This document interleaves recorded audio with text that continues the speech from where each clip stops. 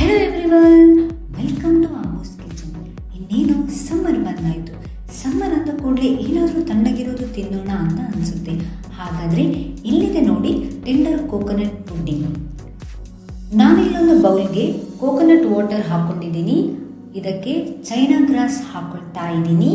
ಇವೆರಡನ್ನು ಚೆನ್ನಾಗಿ ಮಿಕ್ಸ್ ಮಾಡ್ಕೊಳ್ಳಿ. ಈಗ ಒಂದು ಪಾತ್ರೆಗೆ ಈ ಮಿಕ್ಸ್ಚರ್ನ ಹಾಕ್ಕೊಳ್ತಾ ಇದ್ದೀನಿ.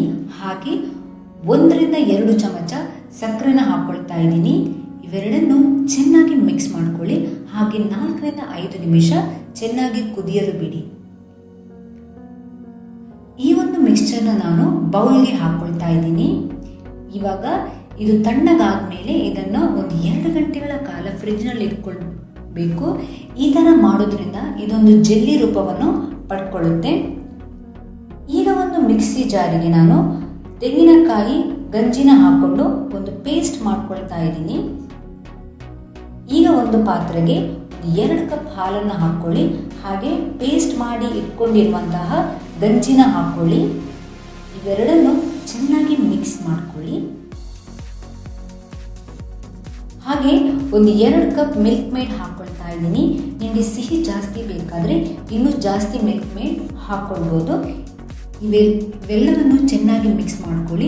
ಹಾಗೆ ಆಗಲೇ ಮಾಡ್ಕೊಂಡಿಟ್ಟಿರುವಂತಹ ಚೈನಾ ಗ್ರಾಸ್ ವಾಟರ್ನ ಹಾಕ್ಕೊಳ್ತಾ ಇದ್ದೀನಿ, ಒಂದು ಅರ್ಧ ಗ್ಲಾಸ್. ಈಗ ಇವೆರಡನ್ನು ಚೆನ್ನಾಗಿ ಮಿಕ್ಸ್ ಮಾಡ್ಕೊಳ್ಳಿ. ಆಗಲೇ ನಾವು 2 ಗಂಟೆಗಳ ಕಾಲ ಫ್ರಿಜ್ನಲ್ಲಿ ಇಟ್ಕೊಂಡಿರುವಂತಹ ಚೈನಾ ಗ್ರಾಸ್ ವಾಟರ್ ಈಗ ಜೆಲ್ಲಿ ರೂಪ ಪಡ್ಕೊಂಡಿದೆ. ಇವಾಗ ಇದನ್ನು ಒಂದು ಕ್ಯೂಬ್ಸ್ ಆಗಿ ಕಟ್ ಮಾಡ್ಕೊಳ್ತಾ ಇದ್ದೀನಿ.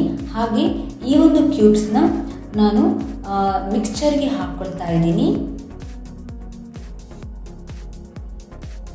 ನಾನಿಲ್ಲಿ ಸ್ವಲ್ಪ ಕ್ಯಾಶ್ಯೂ ಹಾಗೆ ಆಲ್ಮಂಡ್ಸ್ನ ಹಾಕ್ಕೊಳ್ತಾ ಇದ್ದೀನಿ. ಹಾಗೆ ಕೋಕೋನಟ್ ಫ್ಲೆಶ್ ಕೂಡ ಸಣ್ಣದಾಗಿ ಕಟ್ ಮಾಡ್ಕೊಂಡಿದ್ದೀನಿ, ಅದು ಕೂಡ ಹಾಕ್ಕೊಳ್ತಾ ಇದ್ದೀನಿ. ಈಗ ಇವೆಲ್ಲವನ್ನು ಚೆನ್ನಾಗಿ ಮಿಕ್ಸ್ ಮಾಡ್ಕೊಳ್ಳಿ. ನಿಮಗೆ ಆಲ್ಮಂಡ್ಸ್ ಹಾಗೂ ಕ್ಯಾಶ್ಯೂಸ್ ಬೇಡ ಅಂದರೆ ನೀವು ಅದನ್ನು ಸ್ಕಿಪ್ ಮಾಡ್ಬೋದು. ನಾನು ಈ ಥರ ಹಾಕೋದ್ರಿಂದ ಅದೊಂದು ಎಕ್ಸ್ಟ್ರಾ ಫ್ಲೇವರ್ ಕೊಡುತ್ತೆ, ಹಾಗಾಗಿ ಹಾಕ್ಕೊಳ್ತಾ ಇದ್ದೀನಿ.